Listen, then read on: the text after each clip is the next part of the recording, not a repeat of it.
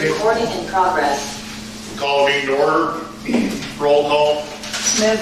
Weatherly. Carr. Welker. Woods. And approval of minutes of the previous meeting. I make a motion to approve the minutes of the October meeting. Made and seconded. Any council discussion? All in favor, aye. Aye. Opposed? Motion carried. Claims. You have the doings in front of you. I was asking questions right at the beginning of your Treasure State Concrete. We finally got a bill for our last tank of oil we got, which was $1,670. And Glacier Lake Sand and Gravel, we got our sander for the winter. That's $852. Also on here, outside of normal stuff, is the Phelps Construction for the abatement of the Welker property. $10,606.67. It's also a pretty high one for Gamble's. Yes. Gamble's has, as you see there, the police department in their budget had in for another e-bike. Something right together when they're here. Asphalt, so what we buy, we've allowed for the last 3 years. We've got a pallet of special asphalt to lay it down in the wintertime. So potholes and things are starting to happen in the wintertime. It's a special asphalt for that, and it's a little expensive. And then Fernco couplings. They're a special coupling for putting underground pipes together. Fernco makes just a rubber one you can use in your house. These are actually designed to be buried, so they're actually thick rubber. They got stainless steel rods in it and stuff. They're doing like the sewer lines. They got 2 sewer lines, some come together. You got clay and concrete, a few different sizes. And that's what Fernco is for multiple. Those were expensive. So that was on there. What about like 8 inch? I actually have all sizes from 4 to 10 of their size. Yeah, by that, so they can go. They can do like 8 inch, 8 inch concrete to like 8 inch PVC. I think there's one on my desk. You can take it and squeeze that down. But these are actually designed to be buried. But regular Fernco is not actually designed to be buried. Is that the best price we can give as far as? We buy them from factory direct. We're a factory direct. That's good to know. So that's one of the confusing things that a lot of people have. I'll bring it up right now as a store owner. Is Gamble's and Hot Springs, everything we're buying factory direct. So whether it be the e-bike with the Fernco couplings, these are bought factory direct. No one's buying me cheaper, no one's selling me cheaper.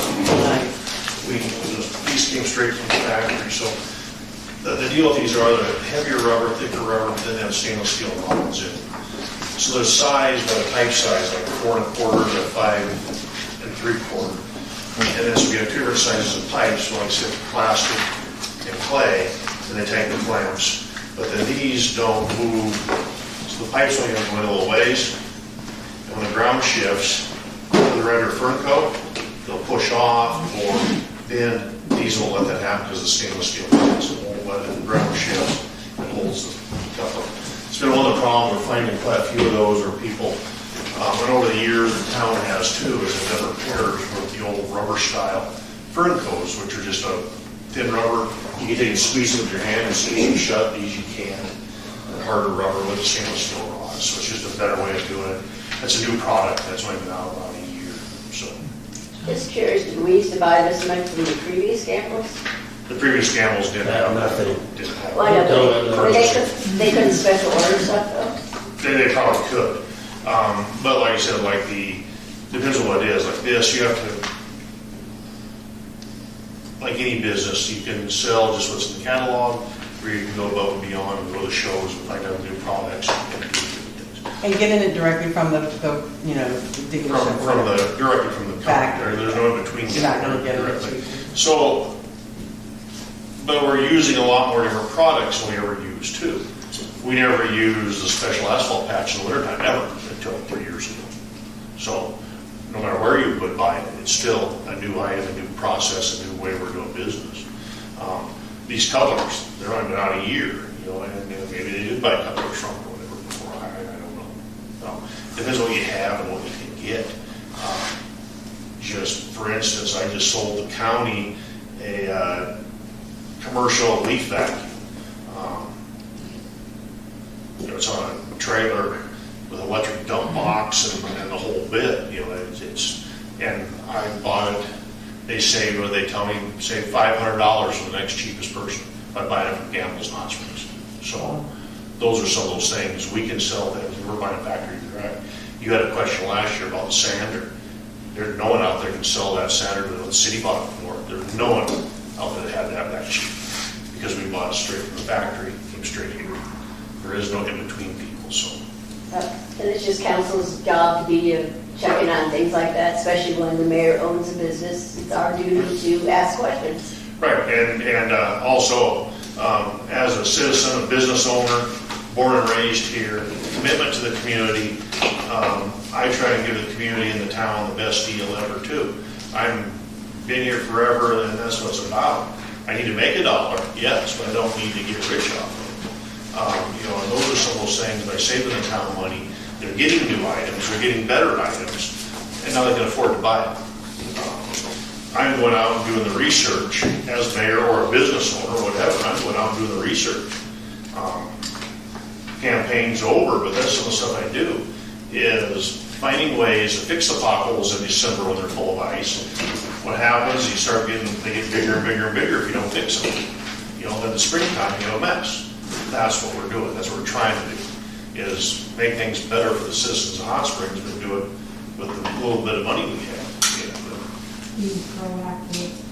That's just one of the things I did. Like I said, is I told you at the debate the other day, is my first couple months as mayor, I had to borrow money to make payroll. You know, so it's not that way anymore. And people claim I'm spending or getting rich or overspending, but I took a broke town to having money and having new things. We're doing things the right way now instead of just piecing it together. You know, we're putting in new pipe in the ground. We're fixing the streets properly. We have new vehicles. The sanding policy's way better. We're using different sand, so it's not as dirty. You don't have the dust and stuff anymore in the springtime. You know, we're changing how we do things to better the citizens, and yeah, it costs a little. But, you know, that's what we're trying to do, is make things better for the people. So, any more questions on the claims? I make a motion, we accept the claims. Second the motion. Any other council discussion? Hearing none, all in favor, aye. Opposed? None. Financials? You don't have any this month? Yeah. To the time frame? Reports? Mayor this month, we've been working on a few things we'll talk about a little later, the attorney stuff. And just kind of continuing on finishing up some stuff that kind of for the summer, some of the projects and stuff we just kind of finishing up and done. It's been a little slow this month on the mayor's side. Public Works, of course, you see is ramping up for winter, sand, and sanders in the trucks, and getting ready for all that, and doing culvert cleaning, doing some gravel work along the roads, mainly just cleaning up brush. This last month has been a lot of brush, burning those brush piles and taking care of that. We're going to talk about a little later too on kind of how Public Works comes in with the public there a little bit. So they've been busy getting all that stuff done. Fire department's actually been slow this month also. We've only had just a couple calls, car crashes. I don't think we had a fire call at all. There was an actual fire, we had some debris. People burning, we get called, we know we can run. So, that's all there's been for the fire department. Police department.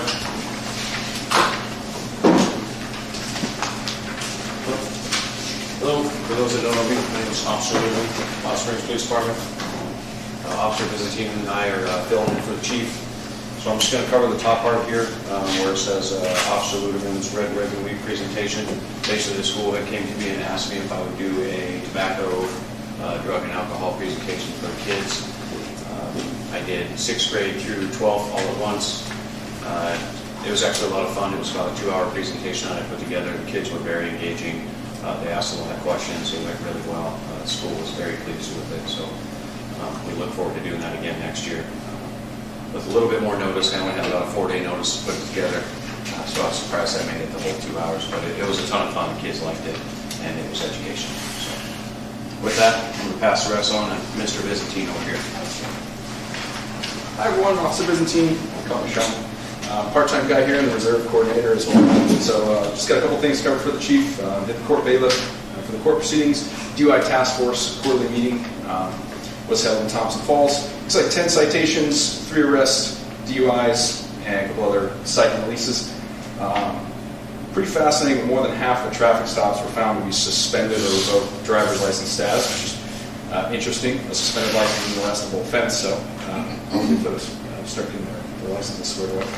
2 vehicles, trailers marked, moved with no further HSB action, trunk or treat participation, and then on the reserves, our reserve program is ramping up. We had 4, one had to resign due to some personal reasons, being able to fulfill the minimum training requirements and being here. So we've got 3 now, but just in hours alone, they've donated almost 300 hours to the town. And a lot of that is done getting their training up to speed. They have to complete 88 hours of training per state law. So a lot of that's been in training, but once they're squared away with that, that'll be even more time on the streets and in the PD doing admin work.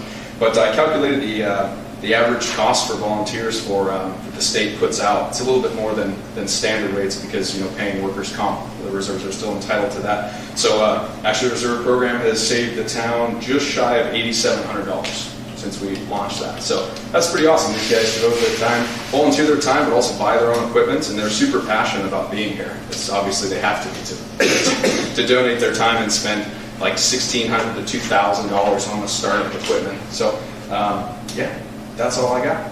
Thanks. Clerk. Library. The public will have an author, the Sally Thompson of the library on Saturday, reading her book, Black Rose Enter Coyote's World. Nitwit, no Nitwit on the 7th. November 14th, Nitwit will be at 1 p.m. and the writing topic will be autumn. Saturday the 15th, paper craft at 1 p.m., fall crafted with leaves. Friday, November 21st, decorating gingerbread teepees, starting at 1 p.m. There will be a limited number of participants. So if you want to get in on that, make sure and call and get your name on the list. So Friday, November 28th, it will meet again, and the writing topic will be Thanksgiving dinner. Saturday, November 29th, paper craft will be doing paper flowers. I'll be at the Hot Springs Senior Center on November 7th at 1 p.m. showing the Social Security 90th Birthday Roadshow. Collections. The collection has been weeded. The books that have been weeded are available for the public to look at, and should they wish for the book to remain on the library shelf, they need only check the book out. The library board will vote to have the books removed from the collection at their November 19th library board meeting. Technology, we have contacted Hot Springs Telephone Company for a quote on the purchase and installation of an 84-inch conference room type television. We've requested a grant to pay for it. Everything is in basically the kick the tires phase. But we are hoping that the grant, should we get it, will also cover finishing the tiles in the back office. General administrative business. The fall fundraiser was a resounding success, actually. We sold $300 worth of taco salads, $467.50 of tacos, wow, and $1,113.81 worth of rummage, for a total of $1,881.31. I think that's maybe the best fundraiser we've had.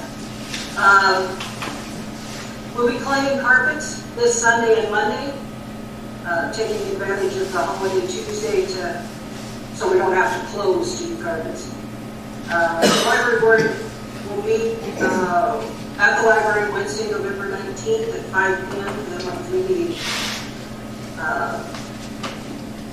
The stats are looking pretty good, 507 walk-ins. We're back to the numbers before COVID. children 147, prints 582, and copies 125. So that's everything for the library. Okay, thank you, Charlotte. Zoning compliance, just finishing up stuff, still what I talked about last month is not finished up their stuff to bring to you. They actually called today with some more questions. Yeah, so they're still working on it, it's just they don't have it finalized to bring to the council to look at, so. And then some stuff down there on First Avenue North, the lot filling and all that. And back into surveying there and stuff, so that's all been okay. Parks and Rec? I talked to Jake Kramer about our barbecue aspirations there. I don't know if anybody wants that other one at the museum or what, but it's going to go probably next spring. We kind of wintered out to do a project like that, but pour some concrete, and he's going to use some of his nice rock and make a nice usable barbecue in the park for people to use.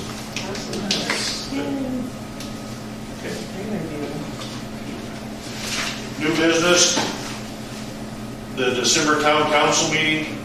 Myself and the clerk will be out of town on the town council meeting. It's early in the month again. Probably be best interest of the town to move that to the second Tuesday.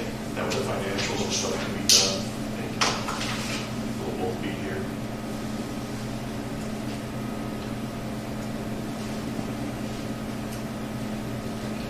We'll need a motion to do that. I make a motion, we move the December town council meeting to the second Tuesday in December. Second. On that. Was that? What's the date on that? The ninth. Yes, I guess the first Tuesday and the second. So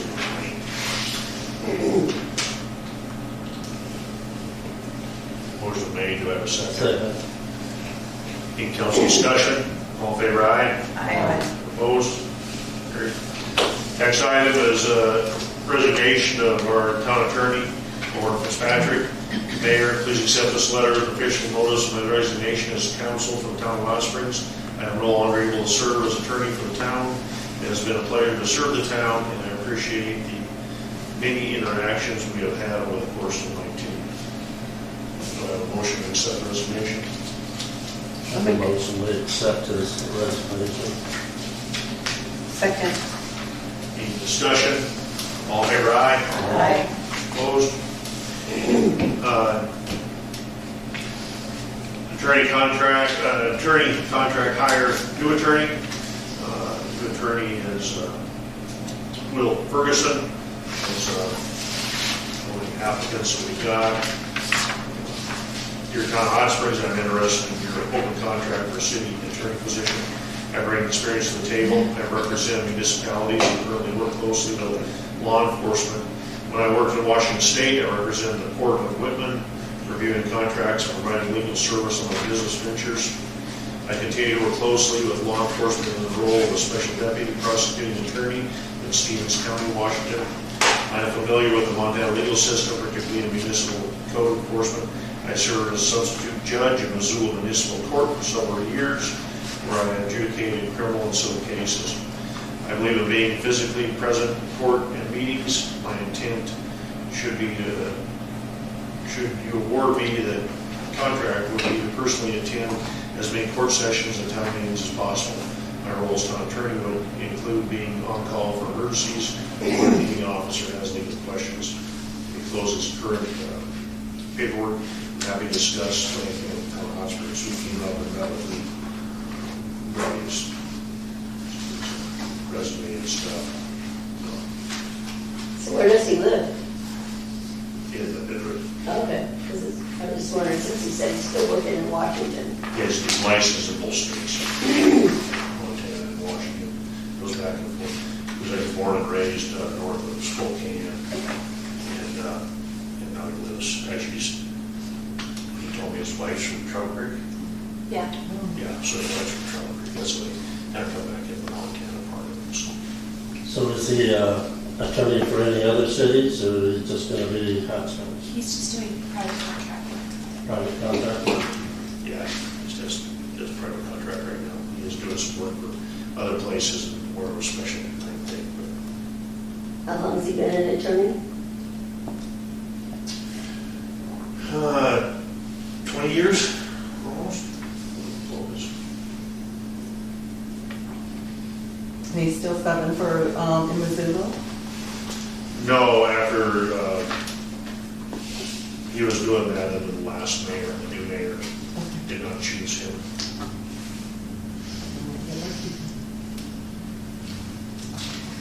Okay, let's see here. Judges are kind of political positions. Acetone County Prosecutor's Office intern spring of 2004. Fitzgerald and Van Dyher, Lewiston, Idaho in 2007. United States Court of Appeal for the 8th Circuit Court in 2008. Libby and Ainsley in Colfax, Washington from 2008 to 2017. Also with Washington State University 2013 to 2016. Did classwork there. Prosecuting attorney in Colville 2017 to 2019. And then Stevens County prosecutor, Missoula Municipal Court. Have you had a chance to meet him yet? Yeah, he's good. Yeah, he's been here. He'll be here tomorrow if anybody wants to meet him. There you go. Well, one of the things you kind of have to have a lawyer almost immediately when it resigns because we have criminal cases going all the time, so things have to get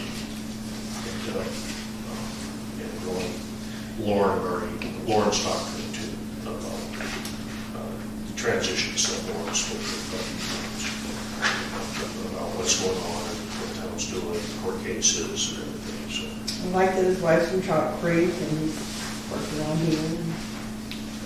So is that like a $300 raise from the old attorney? Because we were 12 and this is 15? Yeah, We voted on we last approved month. that last. I went on vacation for 2 weeks, so.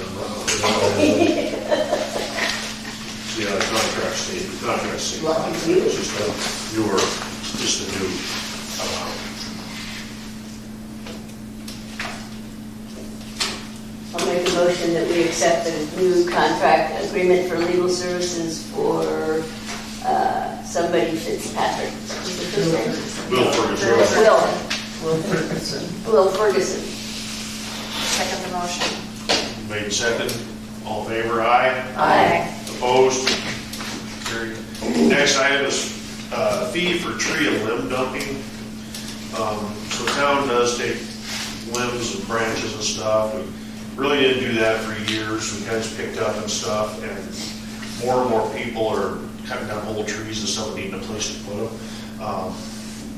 And we can put them out there and burn them and do all that. The trouble is, it takes the employees to do that.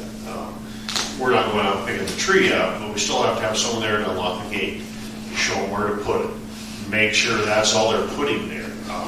More than once already, people are trying to throw garbage in with it. You know, they're put the tree in there but throwing other stuff. Well, no, it's just wood is all we. So you're not talking about the people when they come pick our small piles up, you're talking when somebody takes it out. Yeah, so like, you're just a. By the road But you go. contractors coming in and cut it out entirely. So like a month ago, a tree contractor in town cut down a couple full trees. Okay. But where's he put them? You know, Gotcha. type deal. So we had to put them out there, but it ends up taking employee time Right. doing that. There should be some sort of fee to that just to help recover a little bit of cost. Right. Then with them out there burning it, well, so they come out with vehicles, whether it's a dump trailer or pickup, and they dump it. Well, it's not piled. So now the employee has to come back out with a skid steer, their work machines, pile stuff. So it's more than what it used to be Right. because they're taking more and more stuff. So I don't think it has to be a huge fee or nothing, but we should charge something just to help offset the expense to the town. So what happened when we were to the chipper that we bought? We have it. So because you were gonna make that, well, yeah, I know, but I mean, the chipping that we were gonna make available to people, has that started yet? The staff used it a little bit and then kind of didn't and that type of stuff. Then they broke it, then they had to fix it. Well, Part of the problem is I I need to spend more time, or someone does, showing them how to use the equipment. So chippers are designed to run bigger stuff to make chips. Oh, so say you start driving around picking up all the branches people left. Well, of course, that jammed it up. It didn't see that. 'Cause they don't chip. Okay. They just mush and turn into like strings and wrap around everything. It has to have some size to it in order to chip it, how the knives work in there. So just things like that we went through it, and they just didn't use it. So there was that the thing we got for free, or okay, that's what I thought. Okay, So never that, mind. Sorry to get off topic. yeah, so that was That's still some of the things they just need to get better at and use, and sometimes getting them to use the proper tools, or the tools they have at their disposal, sometimes is a challenge. So when we're talking about a fee for dumping, for like each time they go through the gate, or one job, or how would we look at it? I would think a job. So Some places, like, was it Olson or Kalispell charges every time through the gate? I think both maybe do now. Even for the, like, trees and stuff, they charge, but, okay. That's what we're here to discuss tonight. I don't. Well, what about instead of that, having a place where people can take, I know this could probably get ugly, but could take that wood, that other people can come and gather it, you know, like a free source of Huge wood. liability. Is it? Yeah, because they stack it, they don't stack it quite right, someone tries to pull something off, trees fall on top of them, huge liability, especially without the town there. But you run into the same problem, is our guys would still have to be there to make sure that they're put in the right place, that it's being stacked properly, or you have A a mattress. mess. Yeah, a mattress in there, or a bag of trash. I can imagine. Yeah, and that's what happens. There's been a couple times we've let them go throw it because the guys are busy. Go ahead, go dump it here. If it's all branches, put it here. Then Mark goes out there and he's calling me. There was pop cans and beer bottles and everything else in that. So what the employee has to do now, he has to take it sort of, he's got to pull the garbage out of the bag and take it to the dump, you know, because we don't want that in the burn pile. That's not what it's there for. It's not, you know, those aren't to a point burnable items. So how many, I mean, I guess we could look at how much hourly wage it costs a guy, and how many hours typically when they're doing it. A couple hours? It's usually the guys that are actually being paid to do a job that are bringing us entire trees. It's not. No, I meant the town employees. Right, yeah, doing it. yeah. It's just usually the ones that have kind of brought this to light, and they usually don't mind. He goes, if I can just find a place, I don't mind paying. That was the last guy that was in here, so. And then it's not just branches, it's also big rounds and. Well, I think if other towns are doing it by the entry, then, I mean, maybe we should too, because, I mean, if it's a small job and that's one entry, if it's a huge job, it might be 5, that's different, 5 different letters versus 1. So maybe per entry versus per job. Yeah, we charge $20 a load.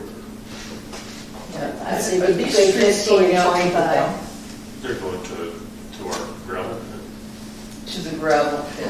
Next to the Out there on the rodeo grounds. 100 yards past the rodeo grounds, where all our equipment and gravel is. So Okay. Where they burn the stuff. So I'd say anywhere between 15 and 25 bucks. Excuse me, Randy. There's no set schedule for when anybody's going to be out there to receive stuff. It's on an on-call type thing, right? And that's again, so they got to quit what they're doing and go out there and do that, you know. So that's why it's kind of set up for bigger jobs where you have a guy doing like a whole tree. Right. They can go out there and show him where to do it, and you kind of leave the gate open and just let him finish hauling the stuff.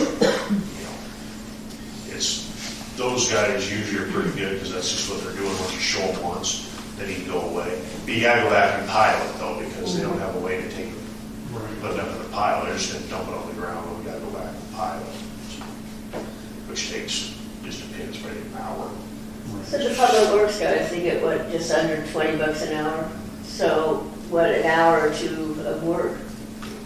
At least they're, well, just like easy 2 hours Okay. per job, because you got to show them where to do it all, then round it up, and then And then do pushing it, so push it all maybe, in the pile. maybe 50 bucks. Is that too much? I don't know. For 20 I mean, bucks they're a just gonna load. pass it on to the person. Yeah. $20 a What load. does our towns charge? About 20 And then, bucks? Mhm. and then they can just do it that way, and then I'll cover those expenses doing that.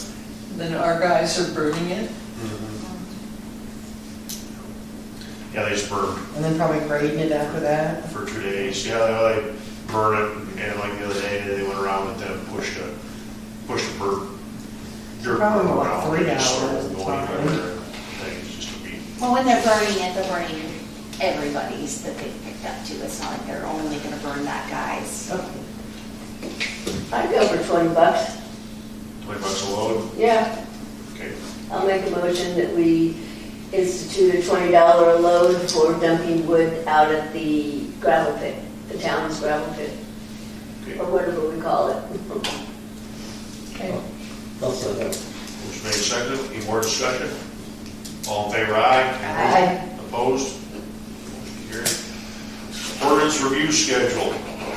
Judy, how do you want to do it? So what we did last time, and I'll just throw it out there because it worked well, it just took a while, is we did a separate meeting once a month, and it was limited to an hour. We just reviewed until the hour was up.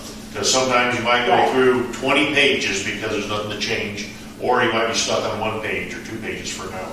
And that allowed public to come and stuff, but it didn't drag out where everyone's just, and then we would, of course, bring whatever we did back to the next council meeting, and that's how we did it. I think it took almost a year for that one, but we changed quite a bit of stuff.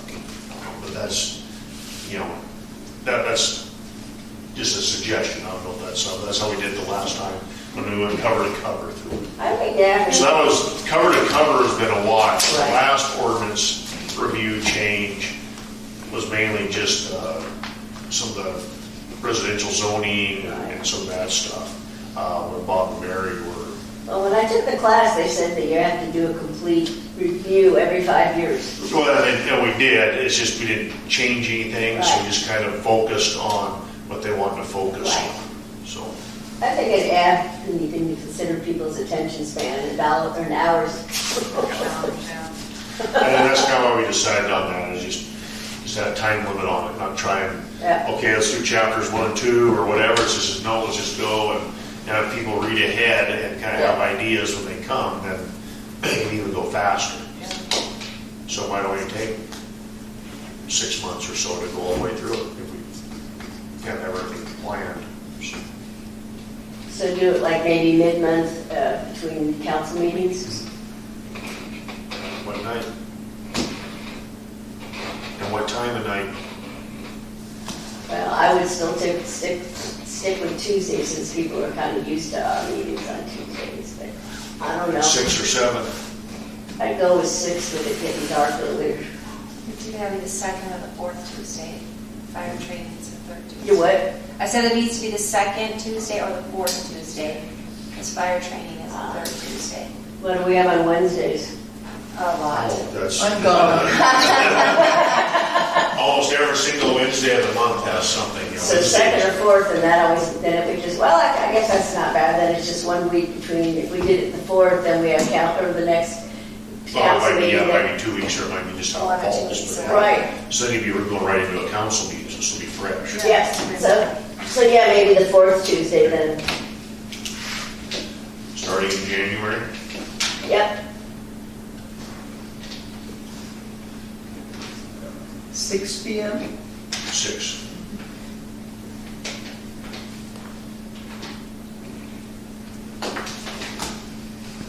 Okay. Make motion? Oh, yeah, I can, if you want. That's just a special meeting. Do we need one? We don't really need one, we can do it since we're here. All right, I'll make a motion, we do the ordinance review once a month on the 4th Tuesday at 6 PM starting in January 2026. God. I second the motion. Seconded. Any other discussion? All in favor, aye? Aye. Any public comment on non-agenda items? I texted, the next food in the park, we're not gonna get another order until December, beginning of December And from Kalispell, which is where we usually get 50 to 60 boxes. So that's December 1st. And then we'll also have a pickup on December 8th, both at Walmart's and Missoula. And the program is going to try and get us some produce and bakery items this month about mid-month, especially with the snack thing going on. So hopefully we'll have some more food coming into town.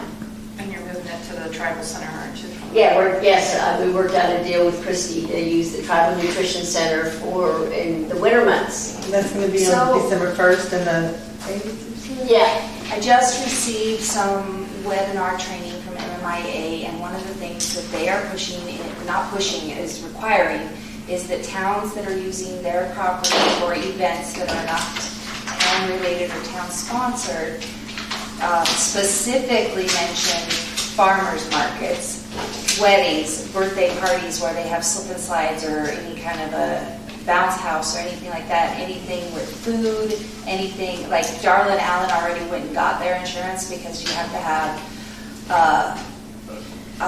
insurance naming the town as named insured. So any kind of events you have in your parks, if you have them in your city hall and it's not a town-related event, they are requiring that you have insurance for any of those events.